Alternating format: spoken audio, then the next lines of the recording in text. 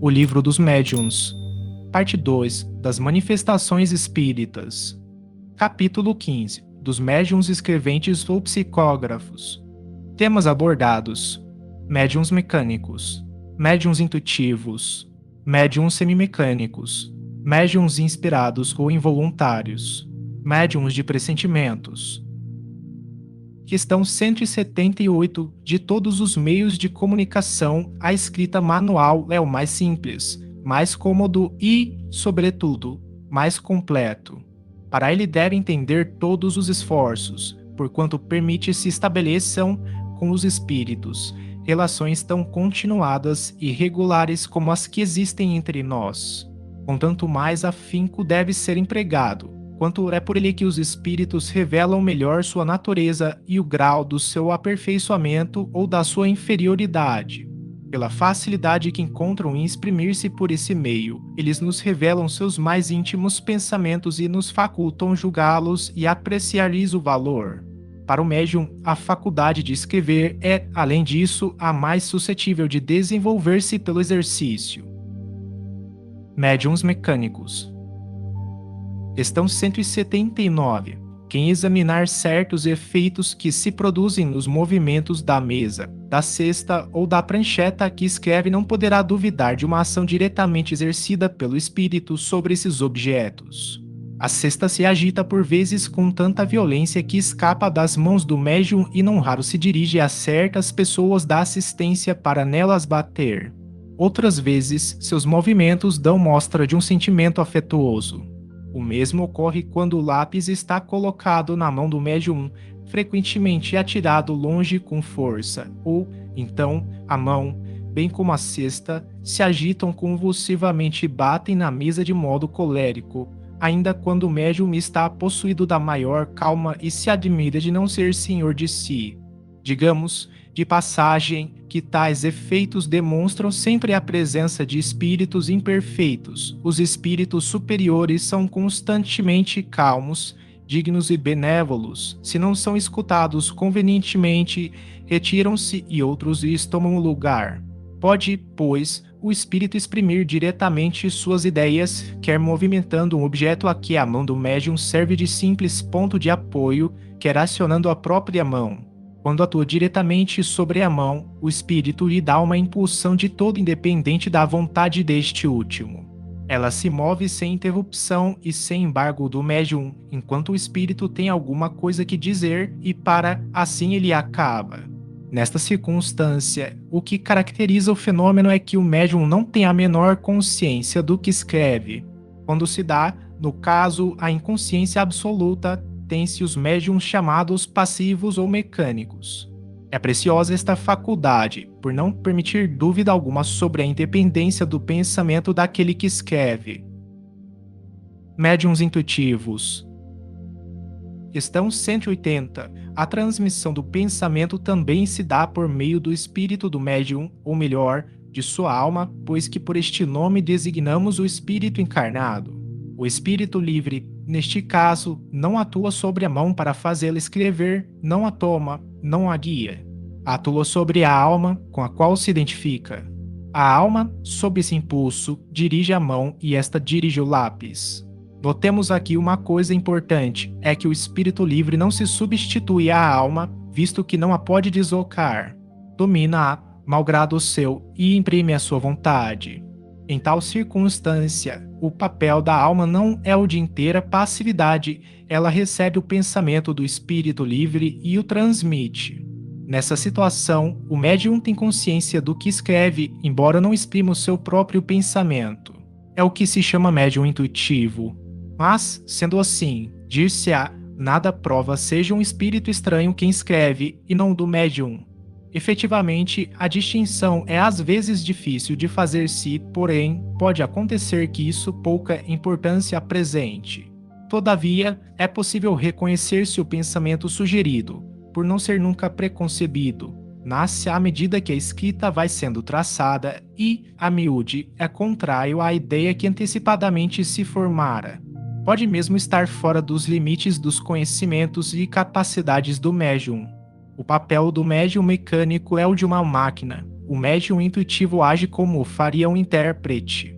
Este, de fato, para transmitir o pensamento, precisa compreendê-lo, apropriar-se dele de certo modo, para traduzi-lo fielmente e, no entanto, esse pensamento não é seu apenas e atravessa o cérebro.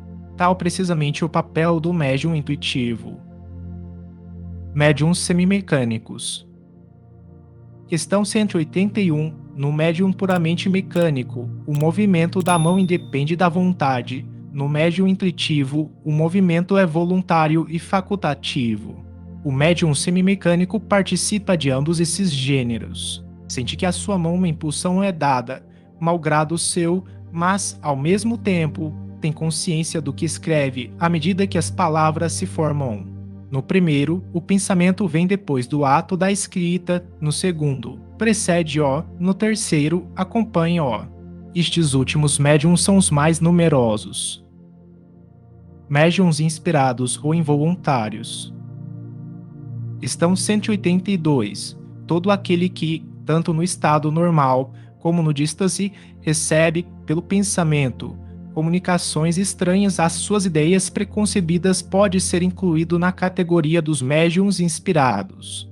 Estes, como se vê, formam uma variedade da mediunidade intuitiva, com a diferença de que a intervenção de uma força oculta é aí muito menos sensível. Por isso que, ao inspirado, ainda é mais difícil distinguir o pensamento próprio do que é sugerido. A espontaneidade é o que, sobretudo, caracteriza o pensamento deste último gênero. A inspiração nos vem dos espíritos que nos influenciam para o bem ou para o mal, porém procede, principalmente, dos que querem o nosso bem e cujos conselhos muito a miúde cometemos o erro de não seguir. Ela se aplica, em todas as circunstâncias da vida, às resoluções que devamos tomar. Sob esse aspecto, pode dizer-se que todos são médiuns, porquanto não há quem não tenha seus espíritos protetores e familiares, a se esforçarem por sugerir aos protegidos salutares ideias. Se todos estivessem bem compenetrados desta verdade, ninguém deixaria de recorrer com frequência à inspiração do seu anjo de guarda nos momentos em que se não sabe o que dizer ou fazer. E cada um, pois, o invoque com fervor e confiança em caso de necessidade, e muito frequentemente se admirará das ideias que lhe surgem como por encanto, quer se trate de uma resolução a tomar, quer de alguma coisa a compor. Se nenhuma ideia surge, é que é preciso esperar. A prova de que a ideia que sobrevém é estranha à pessoa de quem se trate está em que, se tal ideia lhe existira na mente, essa pessoa seria senhora de, a qualquer momento, utilizá-la e não haveria razão para que ela se não manifestasse à vontade. Quem não é cego nada mais precisa fazer do que abrir os olhos, para ver quando quiser. Do mesmo modo, aquele que possui ideias próprias tem-nas sempre à disposição. Se elas não lhes vêm quando quer, é que está obrigado a buscá-las algures, que não no seu íntimo. Também se podem incluir nesta categoria as pessoas que, sem serem dotadas de inteligência fora do comum e sem saírem do estado normal, têm relâmpagos de uma lucidez intelectual que lhes dá momentaneamente não habitual facilidade de concepção e de locução e, em certos casos, o pressentimento de coisas futuras. Nesses momentos, que com acerto se chamam de inspiração, as ideias abundam sob um impulso involuntário e quase febril. Parece que uma inteligência superior nos vem ajudar e que o nosso espírito se desembaraçou de um fardo. Questão 183. Os homens de gênio, de todas as espécies, artistas, sábios, literatos, são sem dúvida espíritos adiantados, capazes de compreender por si mesmos e de conceber grandes coisas. Ora, precisamente porque os julgam capazes é que os espíritos, quando querem executar certos trabalhos, lhes sugerem as ideias necessárias, e assim é que eles, as mais das vezes, são médiuns sem o saberem. Têm, no entanto, para a intuição de uma assistência estranha, visto que todo aquele que apela para a inspiração não faz mais do que uma evocação. Se não esperasse ser atendido, porque exclamaria, tão frequentemente, meu bom gênio, vem em meu auxílio? As respostas seguintes confirmam esta asserção. Questão 183A. qual a causa primária da inspiração? O espírito que se comunica pelo pensamento. Questão 183b. A revelação das grandes coisas não é que constitui o objeto único da inspiração? Não, a inspiração se verifica, muitas vezes, com relação às mais comuns circunstâncias da vida. Por exemplo, queres ir a alguma parte, uma voz secreta te diz que não faças, porque correrás perigo, ou, então, te diz que faças uma coisa em que não pensavas. É a inspiração. Poucas pessoas há que não tenham sido mais ou menos inspiradas em certos momentos. Questão 183c. Um autor, um pintor, um músico, por exemplo, poderiam, nos momentos de inspiração, ser considerados médiuns. Sim, porquanto, nesses momentos, a alma se torna mais livre e, como que desprendida da matéria, recobra uma parte das suas faculdades de espírito e recebe mais facilmente as comunicações dos outros espíritos que a inspiram. Médiuns de pressentimentos. Questão 184. O pressentimento é uma intuição vaga das coisas futuras. Algumas pessoas têm essa faculdade mais ou menos desenvolvida. Pode ser devida a uma espécie de dupla vista que lhes permite entrever as consequências das coisas atuais e a filiação dos acontecimentos.